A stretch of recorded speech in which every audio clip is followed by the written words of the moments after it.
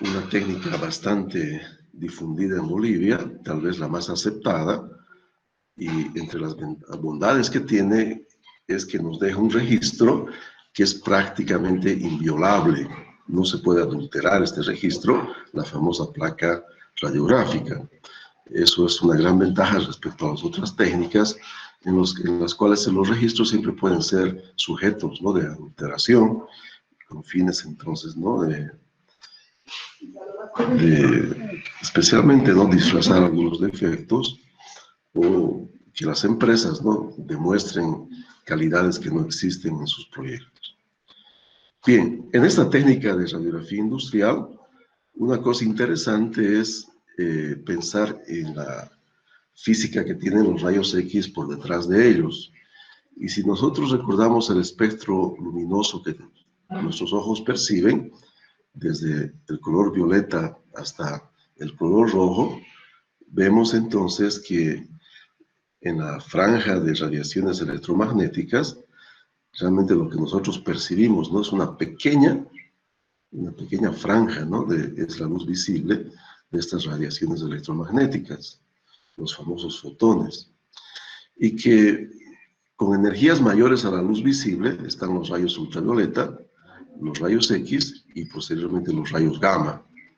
Aunque los rayos gamma y los rayos X tienen orígenes diversos, son entonces también partículas electromagnéticas, ¿no?, que están entonces irradiándose en forma de ondas, aunque hay una mezcla entre comportamiento entre ondas y partículas en este tipo de corpúsculos.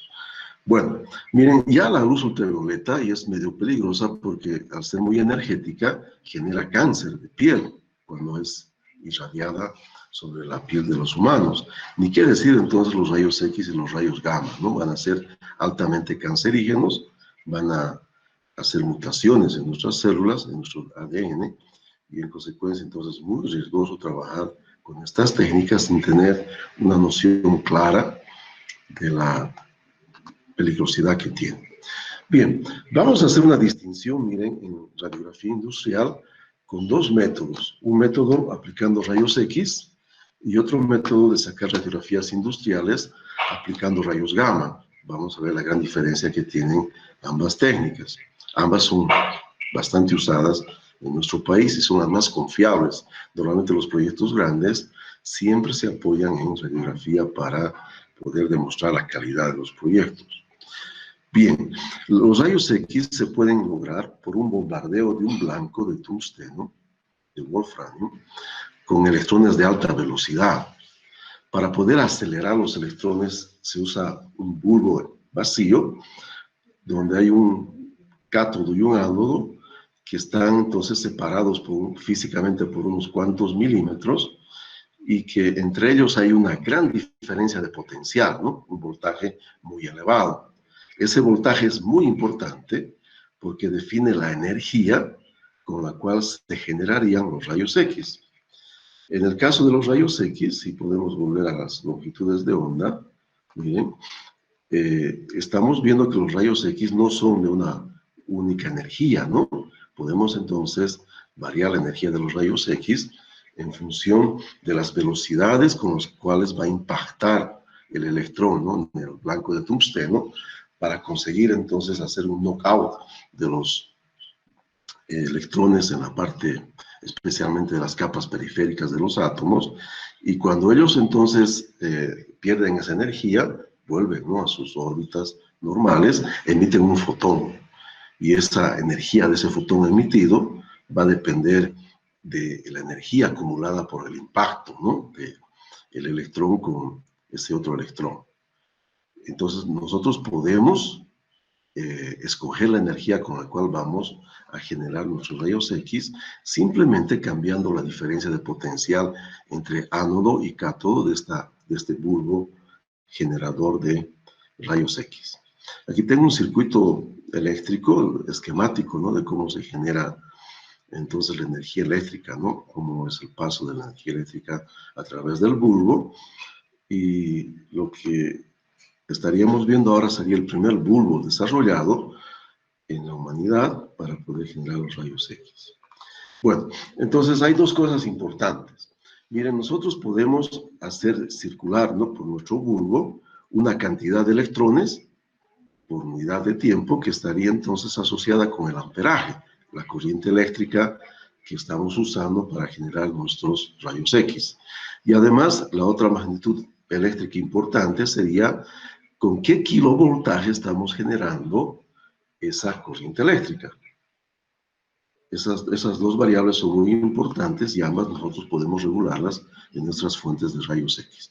Bien, no vamos a entrar con mucha profundidad a hablar del tema, pero lo que quiero comentarles es lo siguiente.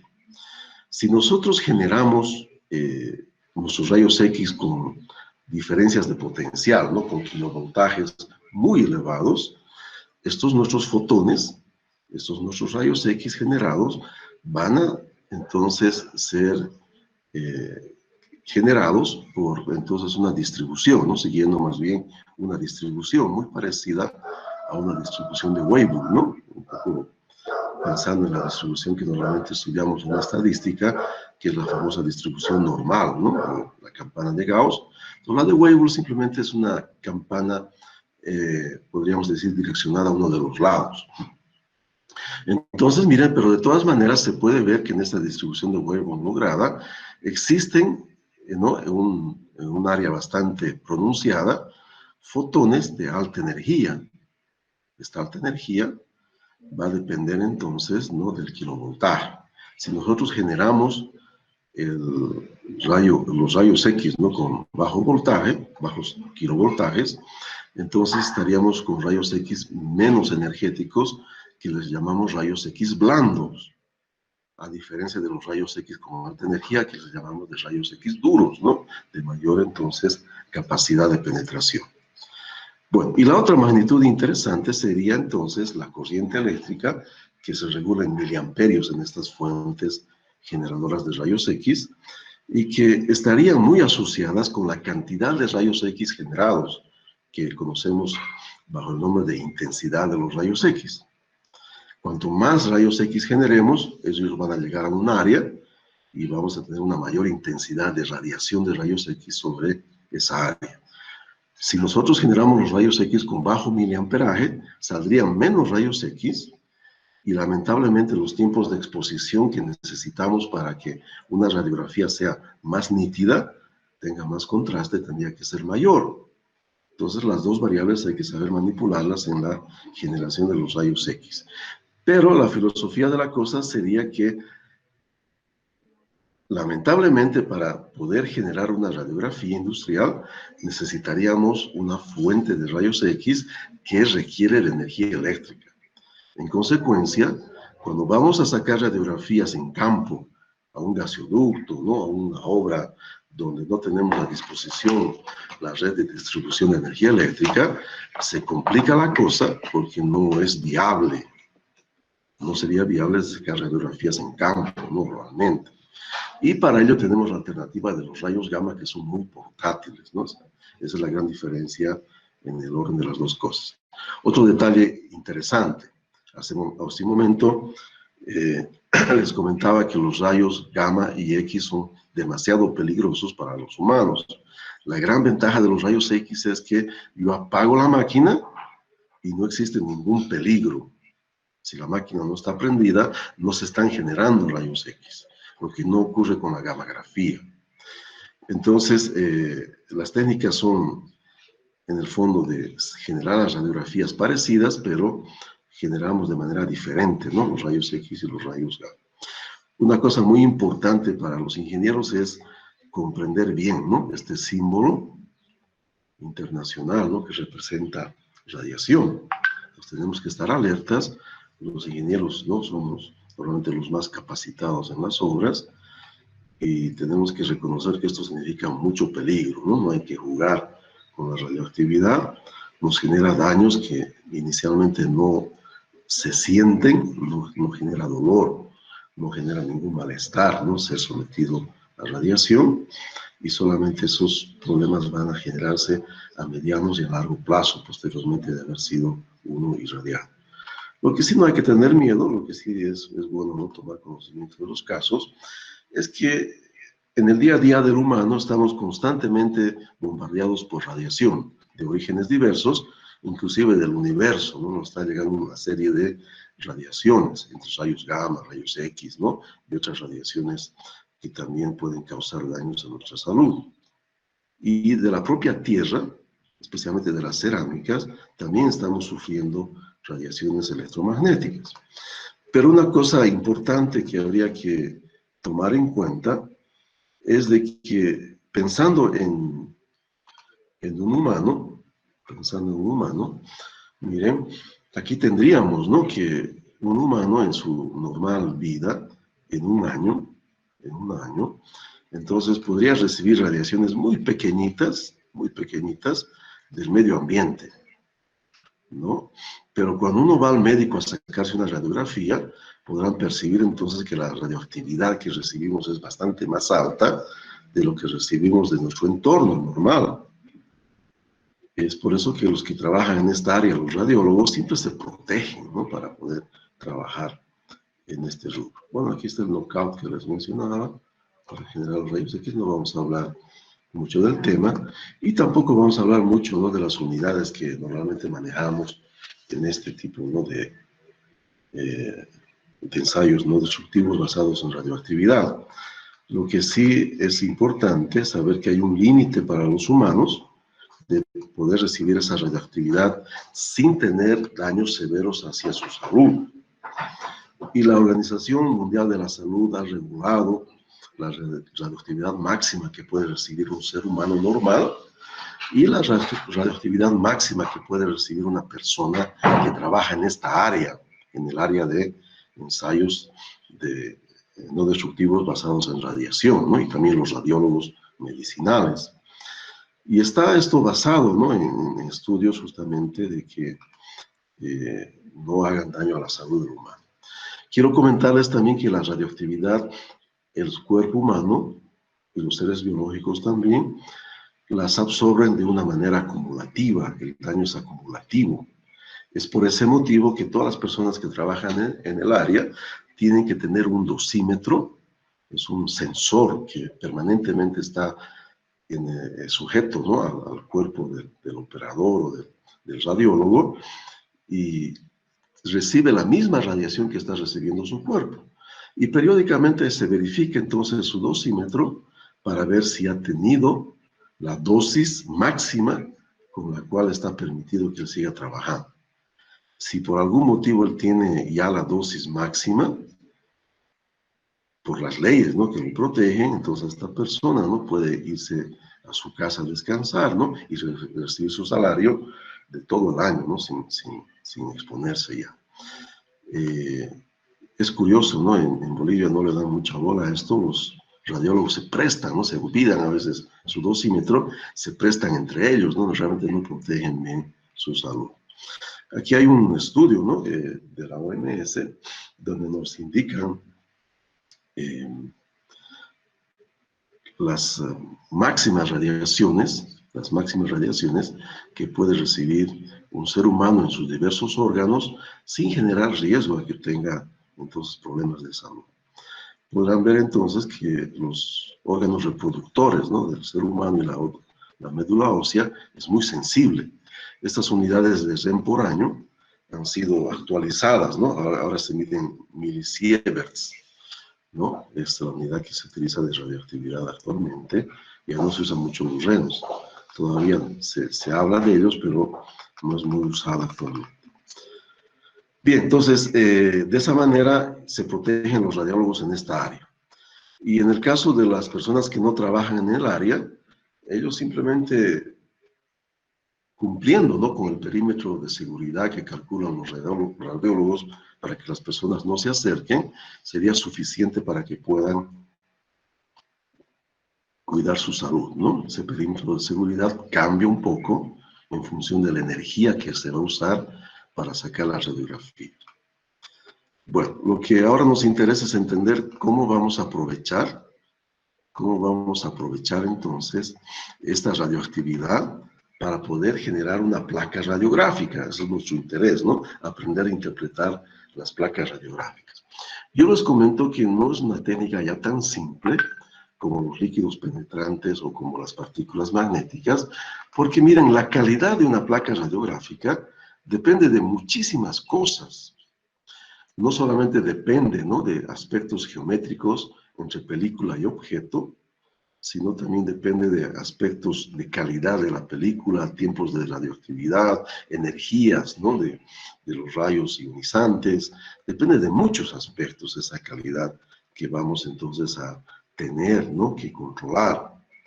Como son muchas variables, se ha tenido que desarrollar alguna técnica muy simple para que los supervisores y los ingenieros podamos entonces saber si una placa radiográfica tiene la calidad necesaria para que pueda ser considerada, porque hay muchas variables que podrían hacer que el radiólogo pueda haber aplicado la técnica mal y en consecuencia no estamos percibiendo bien los defectos que podría haber dentro de la radiografía. Entonces necesitamos tener la certeza que la radiografía está con la calidad necesaria para detectar, ¿no?, las imperfecciones que harían peligrosa a nuestra estructura, ¿no?, a nuestra integridad mecánica del sistema que estamos o controlando o construyendo, ¿verdad?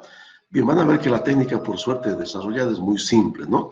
El que tiene que romperse la cabeza es el radiólogo para poder controlar todas estas variables, ¿no?, para garantizar la calidad de su radiografía. Bueno, vamos a asociar un poquitito a sacar una placa radiográfica con una sombra. Es como si tuviéramos un objeto que va a proyectar su sombra sobre la película sensible a los rayos X.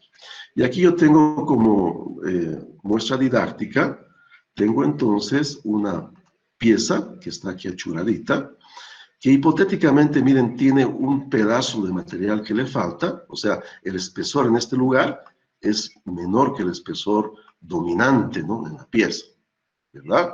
Y adicionalmente tenemos también entonces un vacío que podría ser un poro, una inclusión de escoria, una radiografía o una fisura, ¿no? Un vacío dentro del material que no aflora a la superficie. Entonces los rayos X, igual que la luz, es radiación electromagnética en el fondo también, se propagan en línea recta. Entonces tengo un foco que los genera y van entonces a irradiarse en línea recta. Entonces los rayos X son detenidos, ¿no?, se absorben por la estructura de los materiales. Los materiales tienen una capacidad de poder absorber estos rayos X y los rayos gamma también.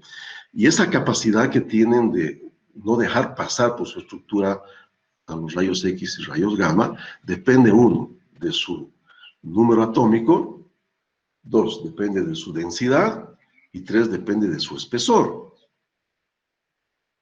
Entonces, esas tres variables habría que manejarlas para tener la energía necesaria en los rayos X, de tal manera entonces que podamos lograr que pasen algunos rayos X por el espesor de la pieza, que no pasen todos, porque si pasan muchos, todos ellos van a incidir sobre mi película de radiografía y la van a velar, no voy a conseguir ningún contraste. Entonces, la clave es tener la energía adecuada para lograr entonces de que proyecte estas sombras, entre comillas, de los relieves y los vacíos en mi placa radiográfica. Entonces está muy claro, ¿no? Si, digamos, por este espesor están pasando los rayos X, como el espesor aquí está completo, van a pasar menos rayos X y la película radiográfica se va a sensibilizar menos. Normalmente se usan sales a base de ioduros de plata, ¿no?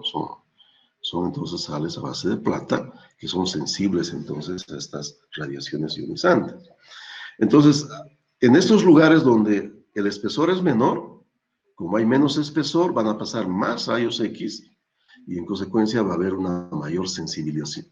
La película va a estar más sensibilizada, ¿no? Va a estar más velada por esos rayos X. Y de esa manera genera un contraste, donde se incide menos rayos X, es que el espesor era bastante compacto.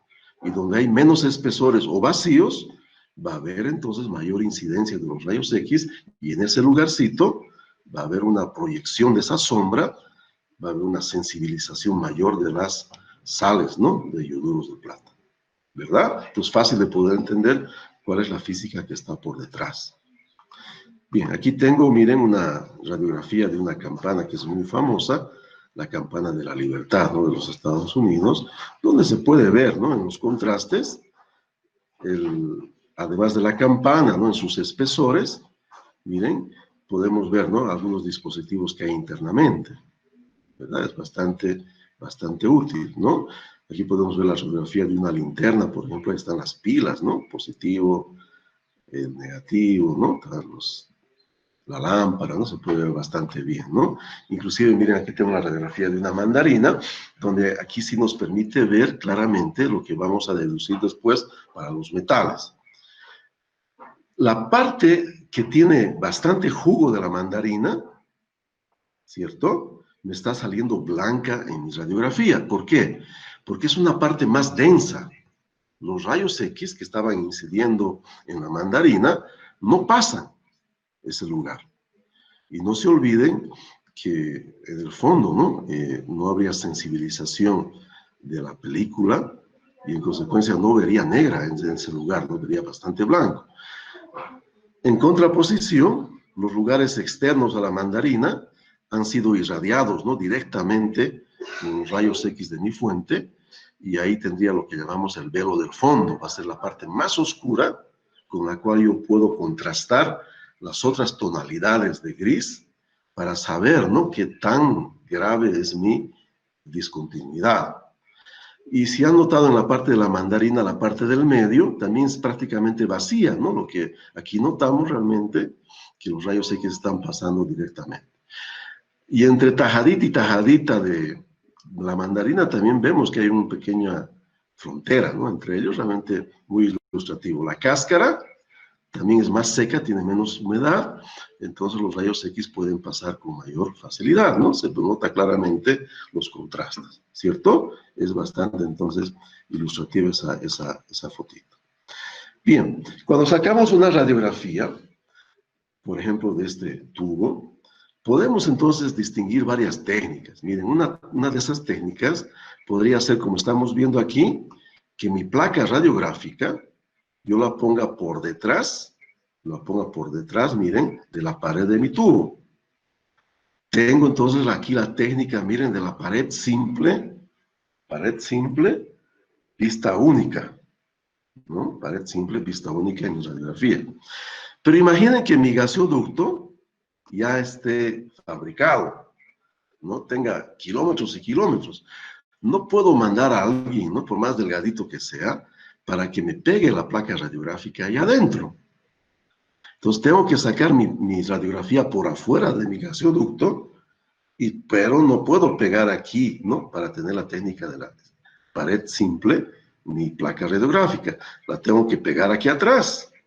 Entonces, miren, la radioactividad también va a pasar en mis cálculos, ¿no?, de las intensidades, kilovoltaje. Yo tengo que considerar los dos espesores, que pasar los rayos X, pero mi película entonces va a estar aquí afuera, porque no puedo ponerla aquí adentro. Entonces tengo la técnica de la doble pared, vista simple, ¿verdad? Muy fácil de poder entender, ¿no? Entonces, normalmente en gasoductos, tanques, calderos necesitamos, ¿no?, porque no siempre podemos entrar a poner la película radiográfica por dentro, necesitamos entonces aplicar la técnica de la doble pared. Y lo curioso es, miren, que uno diría, pucha, pero en esta técnica, todo lo que hay aquí adelante va a salir también aquí atrás y va a estar sobrepuesto una con la otra y no se va a ver nada.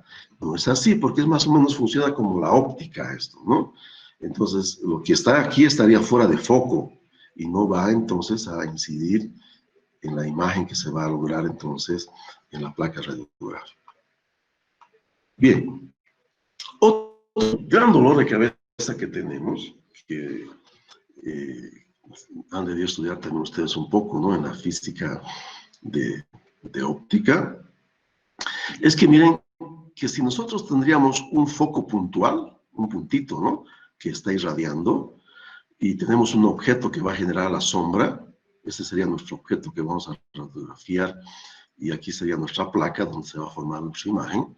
Entonces no tendríamos ningún problema de calidad, solamente habría que pensar, ¿no?, en que la proyección de la sombra al estar separada de mi objeto, va a estar un poquito amplificada. Eso puedo minimizar si es que mi película la pego, ¿no?, por detrás de mi pieza. Es lo que normalmente hacemos para que la figura no salga muy distorsionada. Pero miren, físicamente no es posible. Mi foco siempre va a tener un tamaño. Ese tamaño es clave en las máquinas de sacar radiografías, este tamaño focal, porque está vinculado con la calidad del equipo y adicionalmente con su capacidad. Cuanto más chiquitito sea, es mejor, pero también se calienta muy rápidamente y su vida útil es muy corta. Pero en líneas finales, yo tendría entonces un tamaño focal, que es de unas décimas, unos cuantos milímetros solamente, pero no importa. Miren, entonces, cuando yo ya tengo una fuente que ya no es un foco, ¿qué va a pasar? Va a aparecer una penumbra alrededor de la proyección de mi objeto, en su sombra. Y esa penumbra distorsiona y no deja que la imagen sea clara. Conclusión de la filosofía de la cosa, ¿no? Las penumbras me perjudican y tengo que tratar de minimizarlas. Entonces, ¿qué podría hacer? Podría aumentar la distancia del foco a la pieza, ¿no? Esta distancia. Pero cuando yo aumento esta distancia, la cantidad de rayos X que me llega por área disminuye exponencialmente. Estoy entre la pared y la espada, ¿no? Entonces hay que saber calcular en función de qué distancia yo necesito para que tenga la penumbra máxima de contrato, normalmente son unas décimas de milímetro, y, ¿no?, para poder garantizar la calidad de la radiografía. Entonces es un poco molestoso, ¿no? Entonces uno diría, bueno, no es problema, yo voy a alejar mi fuente bastante para tener una buena calidad. Los tiempos de exposición son enormes y sale poco económico entonces sacar la radiografía. Entonces estaría claro este problema de la penumbra, ¿no? Otro problema que no entraría en detalle sería, miren, la inclinación de la fuente respecto a la orientación de una posible discontinuidad, como una, por ejemplo, rajadura. Aquí podemos ver, miren, un ejemplo bien claro, donde aquí la fuente está a 90 grados, ¿no? Está directo sobre el defecto, aquí se ve la rajadura, ¿verdad?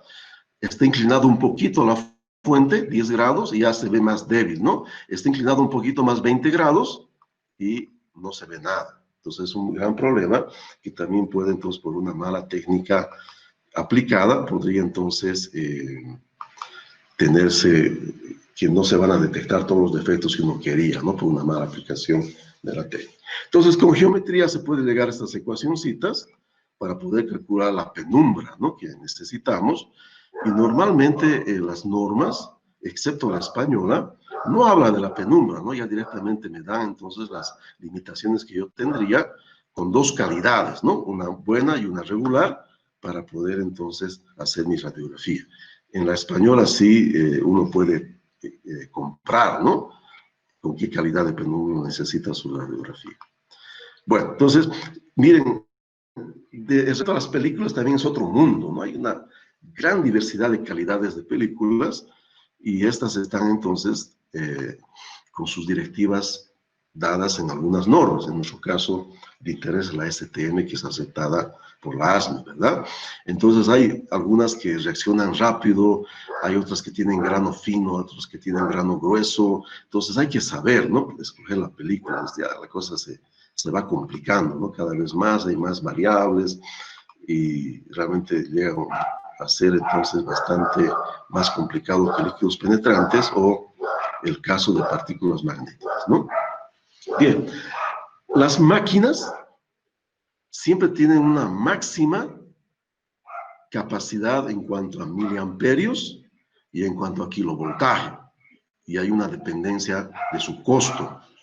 Una fuente para poder sacar, ¿no?, radiografías de una chapa de media pulgada debe estar en el orden de los $40,000 más o menos, ¿no?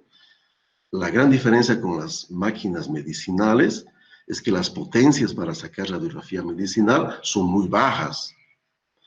De todas maneras, entonces, en esas fuentes me van a dar, en función de la película que uno va a utilizar y en función del material que uno va a sacar radiografía, casi siempre es hierro, ¿no?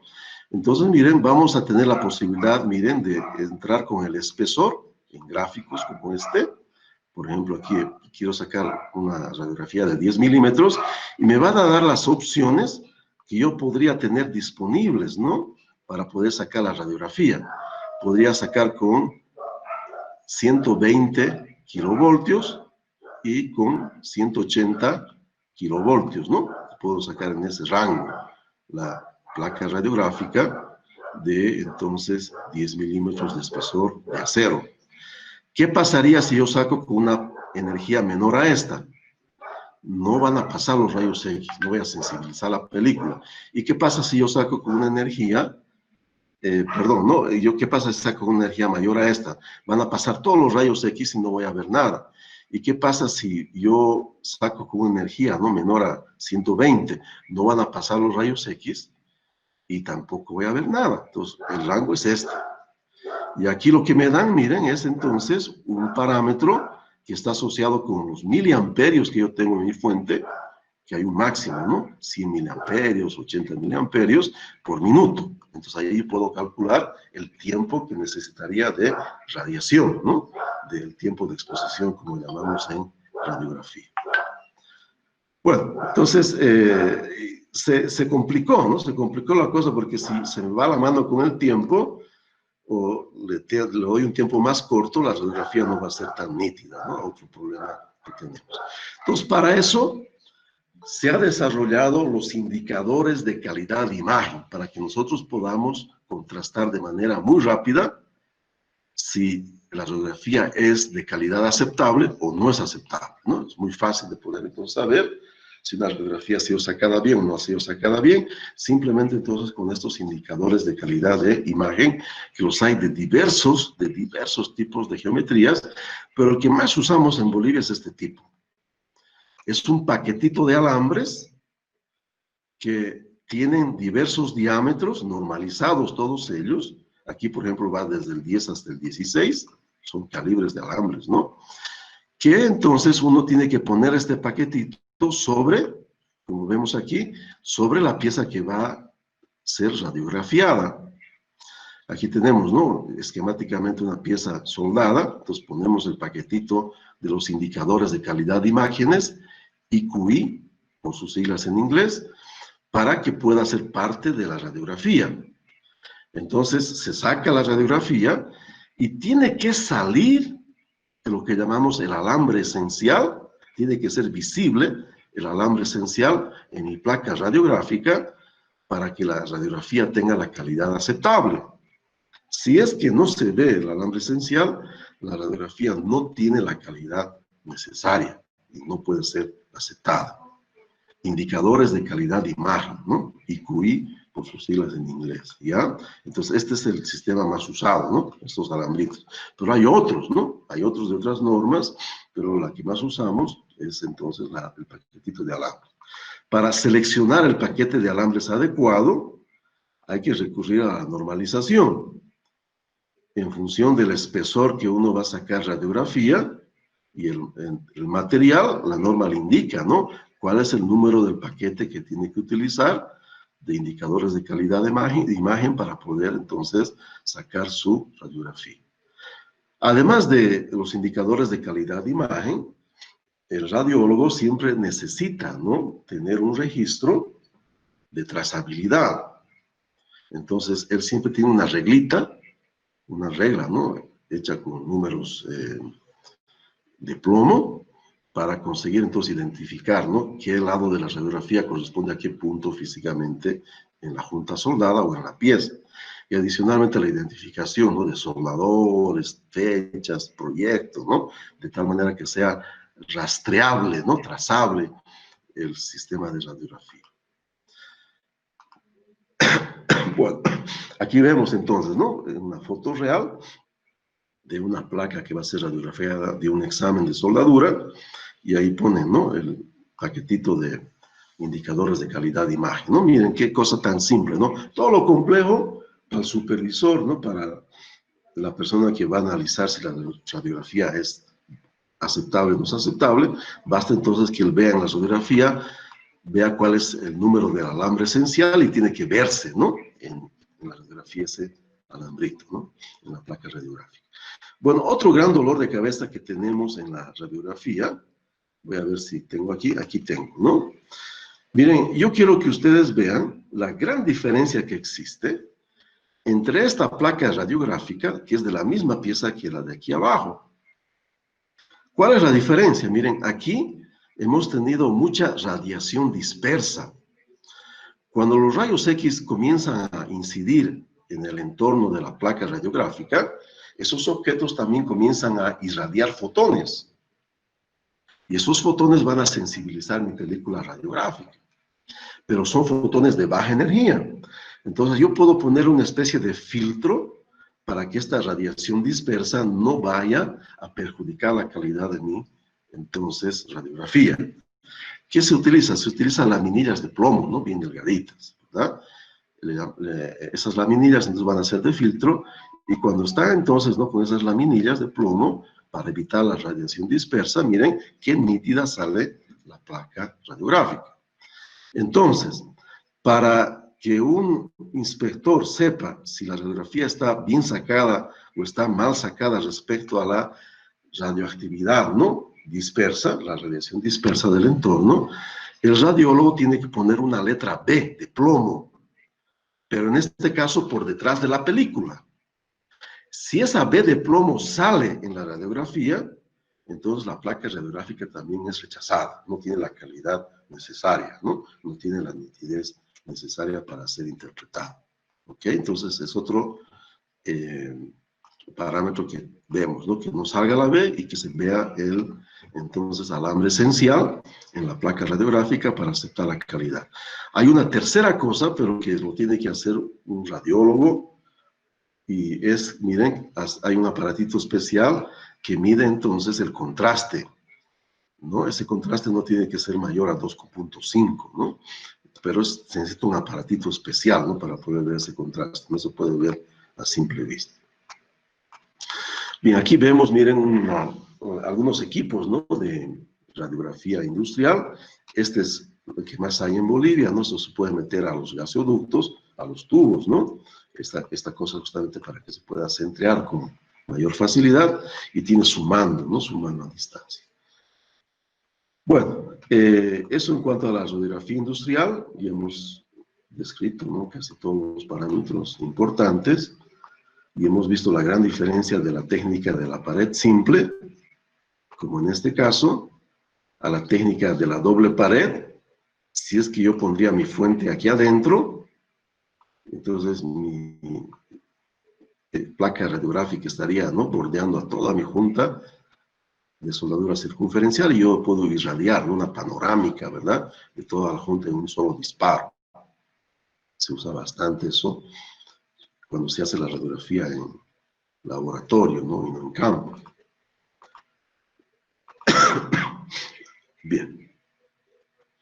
Las ventajas, la más importante, ¿cuál es? En Bolivia la más aceptada, ¿por qué? Porque genera un registro, la placa radiográfica, que prácticamente es para toda la vida, ¿no? Difícilmente se degrada una radiografía. Ustedes deben tener su radiografía de bebés, ¿no? Cuando les han registrado, qué sé yo, su piecito, ¿no? Algo así que le sacan para ver cómo está su crecimiento. Sus papás los deben tener todavía y está intacto, ¿no? Puede durar decenas de años sin dañarse. Esa es la principal ventaja. Y otra ventaja de los rayos X frente a los rayos gamma es que miren que nosotros podemos en los rayos X regular la energía que necesitamos para sacar una radiografía más nítida, con mejor contraste, lo que no se puede con gammagrafía. Y entre las desventajas está entonces de que realmente es una técnica terriblemente peligrosa, ¿no? Y los equipos son bastante caros. Lamentablemente, el bulbito, ese generador de rayos X, tiene un tiempo de vida útil. Y las empresas que normalmente compran esta técnica, después tienen dificultades en comprar ese bulbo, y normalmente las tienen relegadas, ¿no?, en una esquina a estas fuentes por su alto costo operativo. Y se pasan a la gammagrafía, ¿no?, que vamos a ver justamente a seguir. Bueno, el caso de la gammagrafía, perdón, es un poco diferente. Aquí tengo un ejemplo muy interesante, ¿no?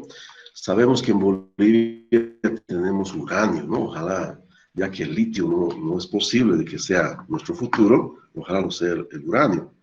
El uranio, entonces, tiene 3 isótopos y el más inestable de esos isótopos es el U-235, ¿no? Es un núcleo tremendamente inestable.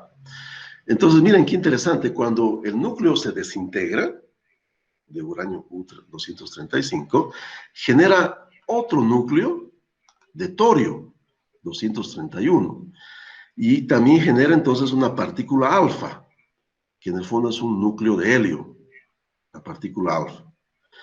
Pero en esta degradación sobra una barbaridad de energía que es emitida en forma de rayos gamma. Bien, entonces con esto tenemos ya una idea clara de cómo se generan los rayos gamma, ¿no? Se generan por desintegraciones de los núcleos inestables de algunos átomos. En el caso del uranio, cuando este se desintegra, entonces genera una gran cantidad de rayos gamma, siempre con la misma energía. Esa es la diferencia, ¿no? La energía de estos rayos gamma no se puede cambiar, depende entonces del núcleo que se está desintegrando. No podría regular esa energía. Bueno, entonces, cuando nosotros tenemos un material radioactivo, aquí tengo, bueno, eso ya no, aquí, cuando tenemos entonces un material radioactivo, este cobalto 60 sí usamos en radiografía industrial y también se usa en medicina, ¿no? Para irradiar células cancerígenas que son menos resistentes a la radiación que el caso de las células sanas. Entonces, por ese motivo se usa cobalto 60, ¿no? En radiografía industrial usamos para espesores muy grandes, porque son energías muy altas que tienen estos rayos gamma derivadas del cobalto 60. Entonces, miren, cuando se desintegra, va a generar entonces un nuevo elemento químico, en este caso un níquel 60, y va a generar también mucha radiación gamma, ¿no? Esa radiación gamma la aprovechamos entonces para sacar radiografías industriales. Pero hay un pequeño inconveniente. ¿Cuál es ese inconveniente? Miren, si nosotros tenemos un pedazo de material radioactivo, los núcleos van a ir, ¿no?, desintegrándose aleatoriamente, pero van a tener un tiempo de vida media. Si, digamos, ¿no?, esa cantidad de material tenía una radioactividad N en un tiempo, después de unos días va a tener menos capacidad radioactiva porque ya muchos núcleos inestables ya se han desintegrado y va decayendo su actividad radioactiva. La medimos en curis, ¿no?, esta actividad radioactiva. Bien, entonces cuando uno se compra una pastillita radioactiva, miren, esta es una foto, ¿no?, una pastillita radioactiva de un material que usamos mucho, ¿no?, que es el iridio 191, se usa bastante, ¿no?, en gammagrafía.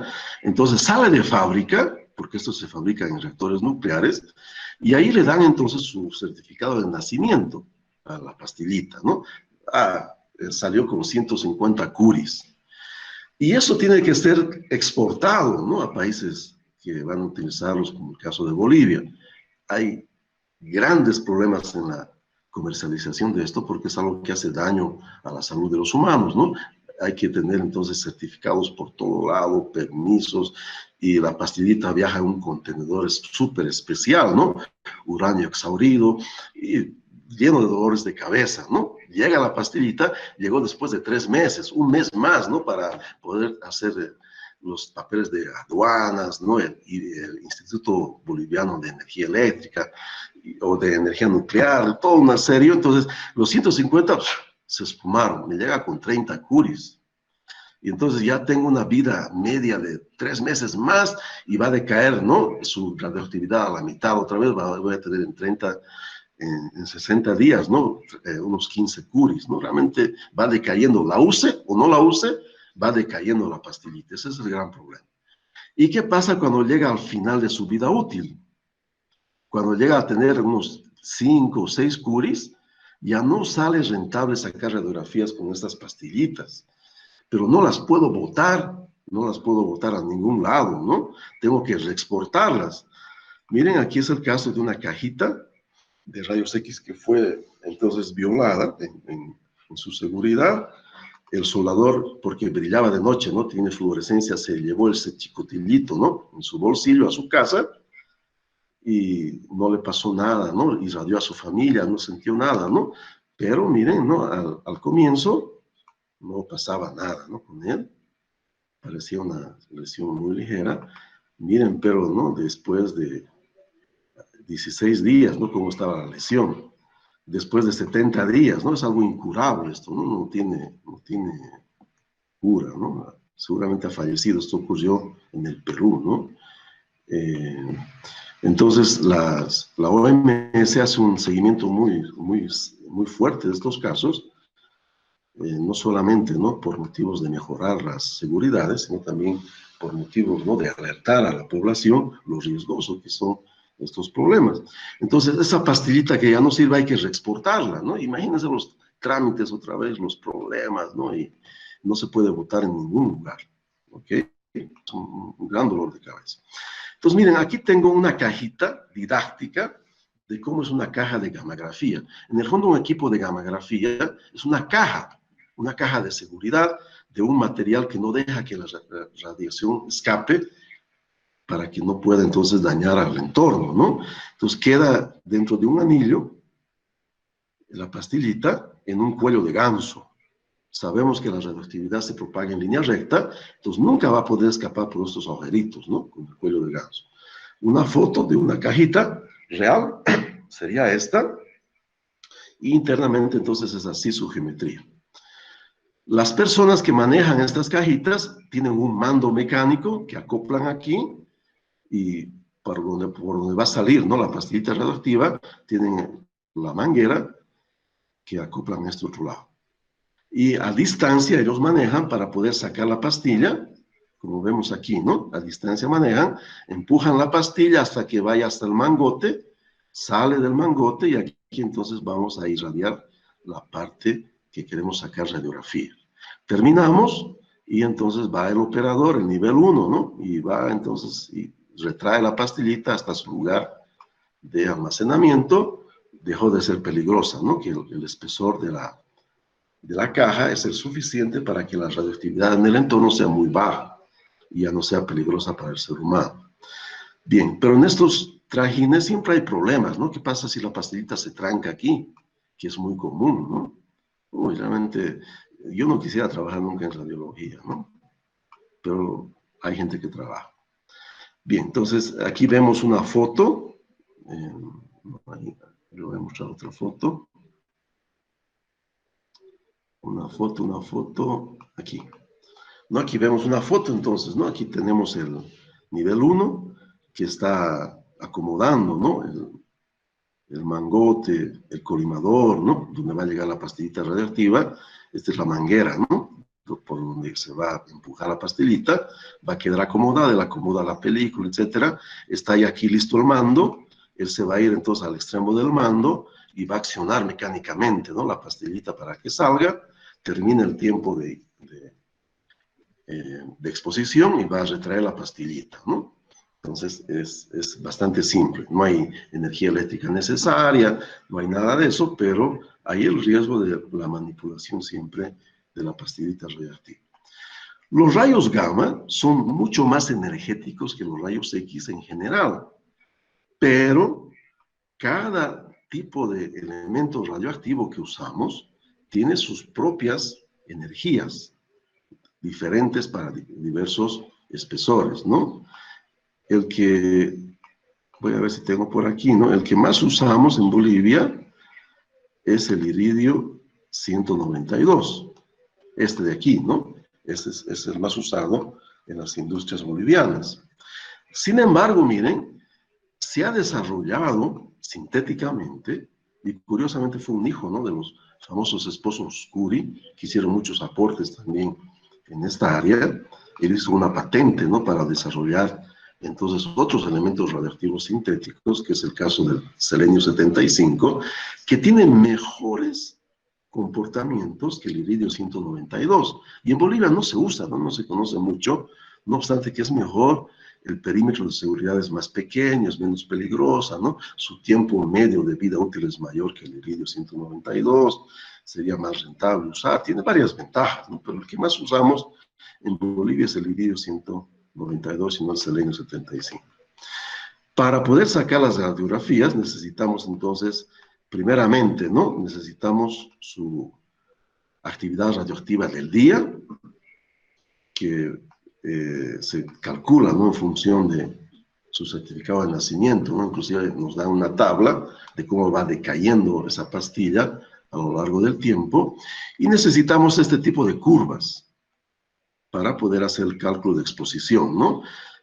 Hay algo que llamamos de factor de exposición, que determinamos entonces de estos gráficos en función del material que vamos a radiografiar, en función del tipo de película. Vamos a tener entonces aquí, ¿no? La densidad radiográfica, que normalmente no tiene que ser mayor de 2, y tiene que estar entre 1 y 2, ¿no? Seleccionamos eso, y con eso podemos entonces calcular los parámetros adecuados para sacar la radiografía, ¿no? En cuanto a distancias, tiempo de exposición, etcétera, ¿verdad? Un poquito más complejo, pero de todas maneras, de la misma forma que habíamos entonces visto en radiografía, usamos, ¿no? El paquete de indicadores de calidad de imagen para saber si la radiografía fue sacada o no fue sacada correctamente, y también utilizamos la famosa letra B, ¿no? La famosa letra B, para que verifiquemos que la radiación dispersa no afecte, ¿no? La calidad y contraste de una buena radiografía. Una vez entonces que hemos visto, ¿no? Algo de la radiografía, vamos a ver cómo podemos interpretar una placa radiográfica.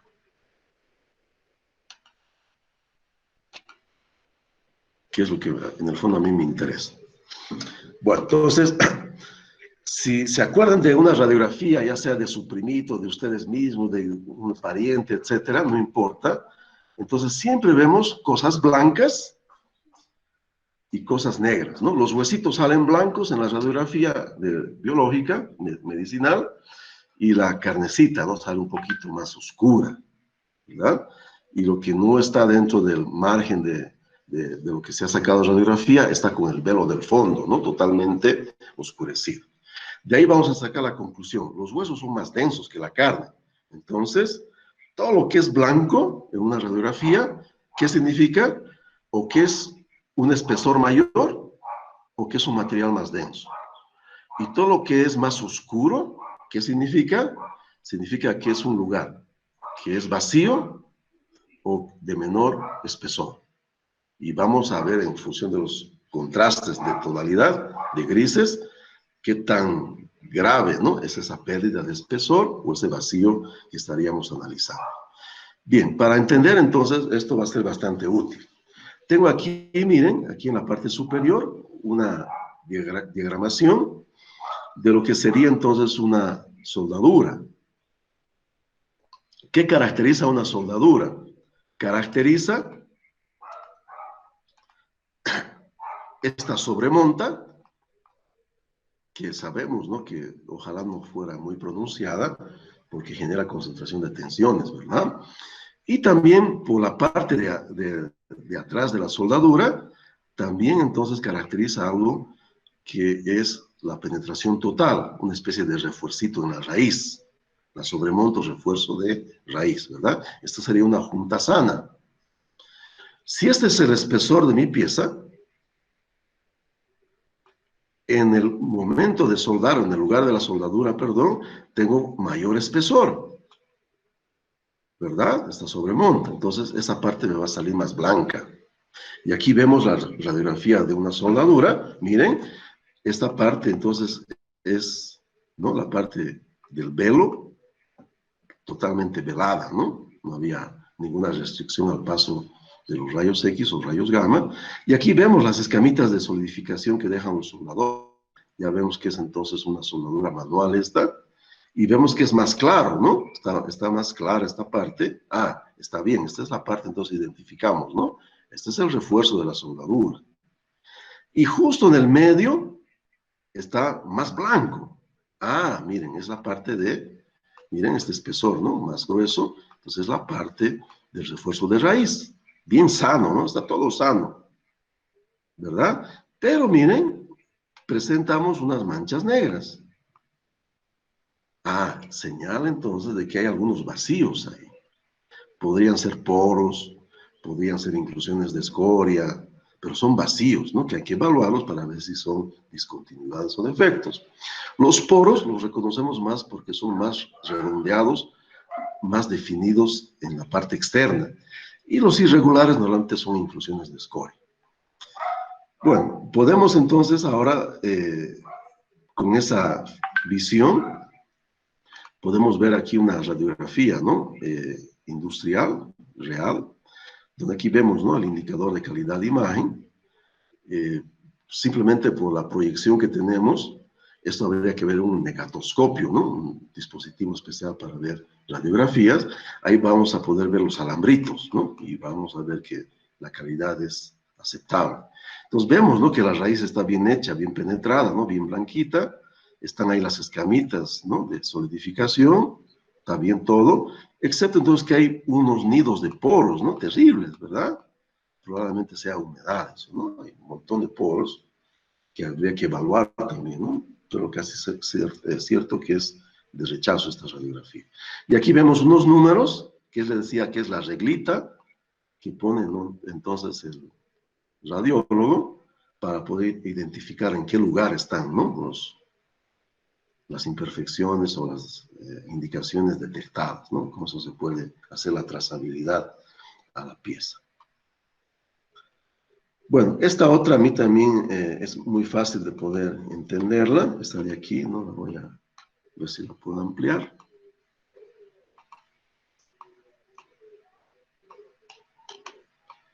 Miren, tenemos el cordón de soldadura.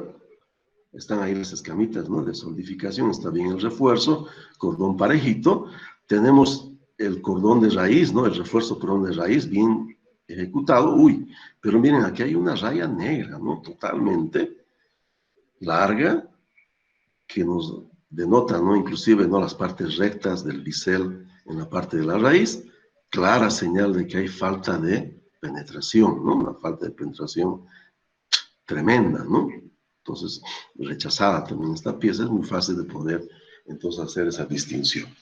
Bueno, con esto entonces habríamos concluido el tema de radiografía. Mi mayor interés era llegar, ¿no? A la interpretación de las placas radiográficas, especialmente en cuanto a su calidad, ¿no? Los indicadores de calidad de imagen. ¿Hay alguna duda? ¿Alguna duda? ¿Alguna duda?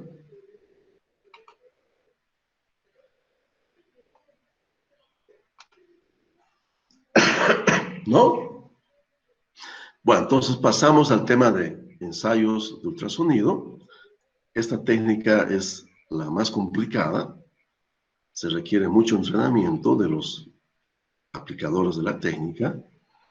Y en Bolivia hay mucha desconfianza, ¿no? Con los resultados, porque han tenido serios errores, ¿no? Los aplicadores de esta técnica, y por ese motivo la radiografía es más usada todavía, no obstante que esta técnica no hace daño a la salud. La ecografía que hacen a los bebés está basada entonces en esta técnica. Bueno, básicamente lo que tenemos es un dispositivo que es un cristal piezoeléctrico que emite ondas mecánicas, una longitud de onda que no es audible para el ser humano, ¿no? Ultrasonido, de ahí viene el nombre. Bien, esas ondas de ultrasonido pueden propagarse en forma longitudinal en el material, como vemos aquí en este ejemplito, van a tener una determinada velocidad de esta manera, o pueden propagarse en onda también entonces transversal, van a tener otra velocidad y otras aplicaciones, que hay que conocer un poco más, ¿no? Y no son las únicas ondas desarrolladas, hay las ondas LAMP y otras ondas superficiales, es bastante complejo, ¿no? Hay muchas mejoras al respecto. Me interesa a mí que comprendamos cómo funciona la técnica más simple, que se llama SCAN-A, la técnica de ecopulso, ¿no? Ecopulso, que es la que usamos también para medir espesores. Y me voy a apoyar entonces en esta animación para que podamos comprender cómo funciona esa técnica del ecopulso. Miren, tengo entonces mi cristal piezoeléctrico, que hace también de emisor y sensor al mismo tiempo, y tengo mi pantalla donde recibo la señal emitida, y la señal, miren, que va a viajar por el espesor de mi pieza, que está en amarillo, va a rebotar en el fondo, y va entonces a volver a ser sentida en ese rebote, en ese eco, por mi propio sensor, mi cristal piezoeléctrico. Esta es la técnica de pulso eco, ¿no? Eco pulso, ¿verdad? Entonces, miren, aquí podemos reparar que la pieza está totalmente sana, no tiene ningún defecto. Entonces, va a tardar un tiempo en ser emitida, llegar al fondo, rebotar y ser otra vez sentida, ¿no? Por nuestro sensor. Es un tiempo, ¿no? Si yo conozco con la velocidad que se propaga en este material, yo podría saber entonces calibrar al espesor, independientemente que estoy midiendo ida y vuelta, ¿no? Divido entre 2 nada más, ¿verdad? Entonces veamos cómo se comporta, ¿no? Ahora sí veamos nuestra animación. La voy a parar entonces en el momento clave. Ahí va la onda, ¿no? Choca, rebota, llega entonces a mi sensor y miren, tiene un pico más atenuado. Se me fue un poquito la mano, pero voy a ver si puedo parar entonces. Voy a ver si puedo parar otra vez para que se note justo en el momento que yo requiero, porque es clave, ¿no? Ahí va la onda, choca con el fondo, rebota, es sentida por mi sensor y aparece el pulso del eco. Este es el emitido y este es el eco. Podrán ver que hay un decaimiento de la energía. Esta pantalla es un osciloscopio en el fondo. Me mide tiempo, que yo lo puedo calibrar a distancia, a este espesor, ¿verdad? Entonces, aquí está muy claro que hay una atenuación de la señal. Lógico, ¿no? La señal mecánica es física, ¿no? Entonces va a tener una atenuación. Se percibe bien, muy bien. Ahora veamos cuando avanzamos nuestro sensor a este lugar. Aquí miren, hay una imperfección y aquí hay otra. Entonces, ¿qué va a suceder cuando el ultrasonido choque con la imperfección? Una parte va a rebotar y otra parte se va a emitir, ¿verdad? Entonces va a haber un eco entre estos dos, del de pulso y el eco del fondo, ¿no? Como vamos a ver ahora.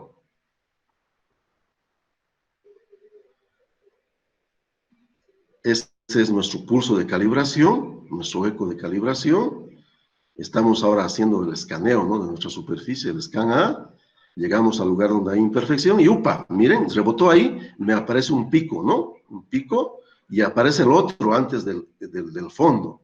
Entonces yo ya sé que hay alguna cosa rara. Entonces tengo que evaluar en función del decaimiento energético, en función de la forma del pico, tengo que evaluar qué es. Y ahí es donde se equivocan, ¿no? Los que aplican esta técnica. Interpretan de manera caprichosa, depende mucho de su experiencia, entonces hay serios errores, ¿no? Pero está claro que hay alguna cosa, ¿no? Y miren, en función de dónde está el pico, yo sé en qué lugar está la imperfección, ¿no? Esa es la gran ventaja de esta técnica, ¿no? Es bien simple de poder entenderla, ¿no? No hay ningún misterio por detrás, en el fondo. Bien, ¿no? Aquí tendríamos entonces un equipito real, ¿no? De ecopulso. Prácticamente están dejando de ser usados estos equipos, se consideran un poquito obsoletos, se los usa mucho todavía para medir espesores, ¿no? Cuando no puedo, por ejemplo, medir el espesor de una garrafa y verificar la corrosión, ¿no? Para ver si es segura todavía, puedo hacer con estos medidores ultrasónicos sin destruir la garrafa, ¿no? Mido por fuera y yo puedo saber qué vida remanente todavía tiene, ¿no? Hay innumerables tipos de sensores para diversas técnicas, pero entonces, lo que quería mostrarles es que esta técnica ha ido evolucionando muchísimo en los últimos años y actualmente se trabaja con unas técnicas que se llaman, entonces técnicas avanzadas de ultrasonido, que están basadas en microprocesadores. los dispositivos ya tienen microprocesadores que interpretan los ecos y los pulsos y me lanzan entonces información. Pero es muy complejo el regulado de estos equipos, ¿no? De ultrasonido avanzado, y es realmente peor que se equivocan todavía los aplicadores de la técnica, ¿no? Esta es una técnica TOFD, desarrollada especialmente para juntas soldadas, también es, ¿no?, una técnica avanzada, y la otra es el phase array o arreglo de fases que se llama, ¿no? Este es el TOF, que se hace un escaneo entonces con varios cabezales, todos ellos están en el mismo sensor, ¿no?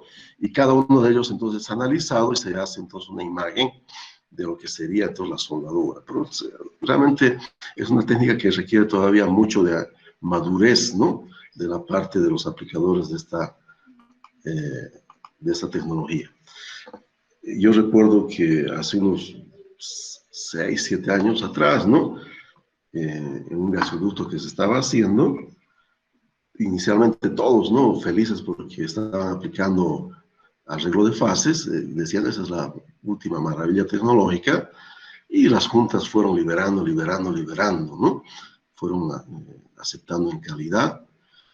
Cuando se les ocurrió hacer un contraste con radiografía, todas las juntas tenían defectos, ¿no? Defectos que tuvieron que reparar. Ahí se constató realmente que es una técnica muy peligrosa cuando no se tienen, ¿no?, aplicadores especializados, ¿no? Es una técnica realmente bien, bien peligrosa. Bueno, entonces, tiene ventajas, entre ellas la mayor ventaja es esta, ¿no? Yo recuerdo que tuvimos que hacer un gasoducto en Sencata, ¿no? Esos de Sencata son realmente un pueblo desdichado, ¿no? La única cosa buena que tienen ahí es que sus calles son unas avenidas, pero tremendamente amplias. Tienen tanto campo, ¿no? También es el altiplano, esa desgracia, no hay nada, ¿no? Tienen tanto campo que el gasoducto podía pasar sin ningún problema por sus avenidas, ¿no? No nos hemos perjudicado en ese aspecto. Pero entonces era un relajo, ¿no? Entonces tuvimos que usar esta técnica de ultrasonido, justamente porque pasábamos por una zona urbana, ¿no? Y es bien complejo hacer radiografía en una zona urbana. Vienen ahí los juicios, ¿no?, de que me ha afectado a mi salud y no sé qué, ¿no? Entonces, tuvimos que aplicar esta técnica con mucho reparo, ¿no? Realmente, con tuvimos muchas verificaciones extras, ¿no?, para poder aceptar las juntas. Bueno, y en cuanto a desventajas, realmente, ¿no?, es una técnica que necesita, ¿no?, patrones, calibres, necesita, ¿no?, personal súper capacitado. Es una técnica que da muchos dolores de cabeza.